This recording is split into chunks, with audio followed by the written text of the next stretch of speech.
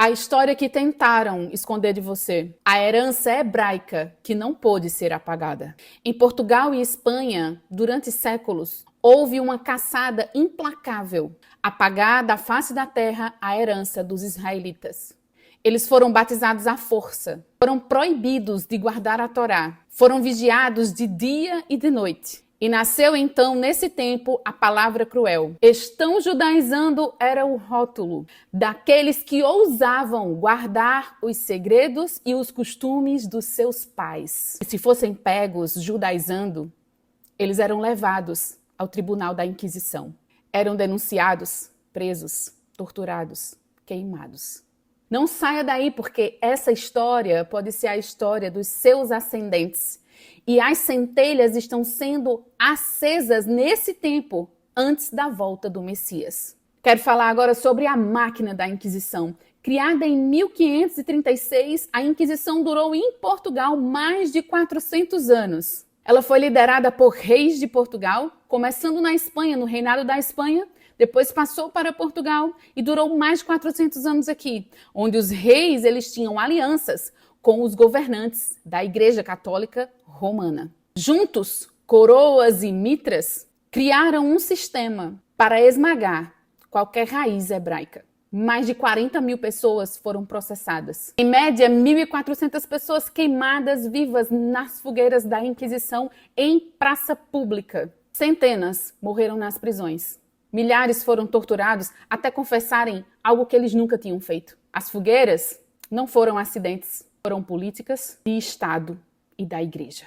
Quando falamos igreja, não estamos nos referindo às pessoas, igreja, corpo do Messias, que estão aqui, mas sim a cúpula, a organização, a instituição que se aliançou com o governo e, em nome de Deus, sempre fizeram atrocidades. Quando o próprio Eterno nunca esteve em aliança com isso. A Inquisição não fazia só essas atrocidades, saqueavam vidas. Os bens dos israelitas que seguiam a Torá, que buscavam obedecer às instruções do próprio Eterno nas Escrituras, eram confiscados.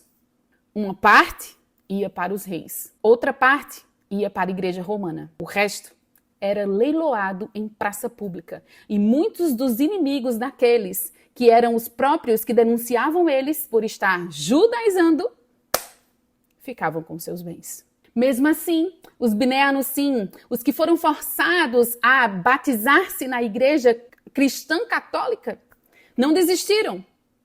Continuaram em secreto, fazendo aquilo que as Escrituras diziam para eles fazerem.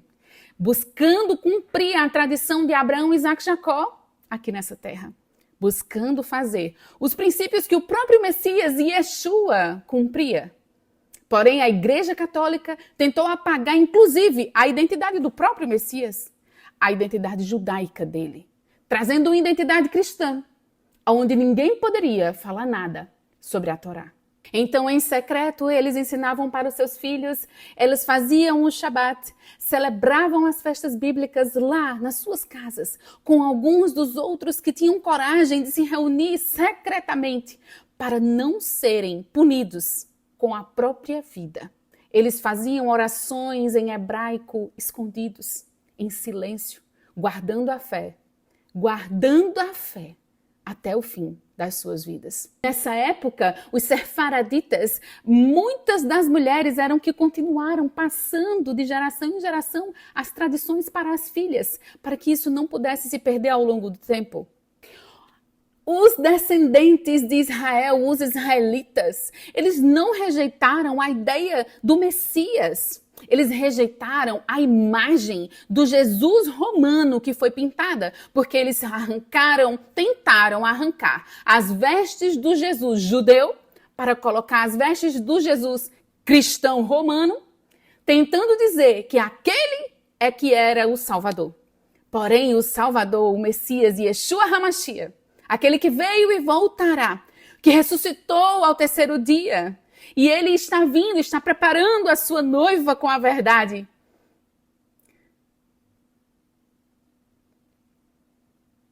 É ele quem está fazendo a chama ser acesa em nossos corações de novo, porque essa raiz, essa fé, Tudo que nós estamos falando aqui faz parte da história dele mesmo.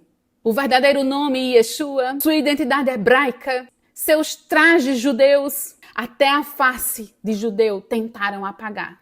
No lugar, apresentaram um Jesus romano, loiro, de olhos azuis, desligado da raiz de Israel. Ensinou-se ao mundo que ele, o próprio Messias, o filho de Adonai, o filho de Yud-Hei Vav-Hei, o primogênito, ensinaram que ele mesmo apagou a própria instrução, a lei do próprio Eterno. Ensinaram que ele aboliu a Torá, quando na verdade Yeshua nunca negou a lei do Eterno. Aliás, ele cumpriu todas as coisas. Não cumpriu para que você não precise cumprir.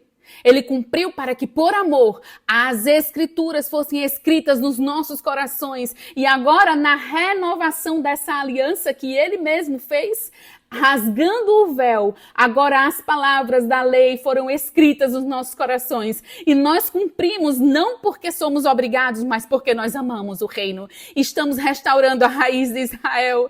E você está sendo convocado para isso.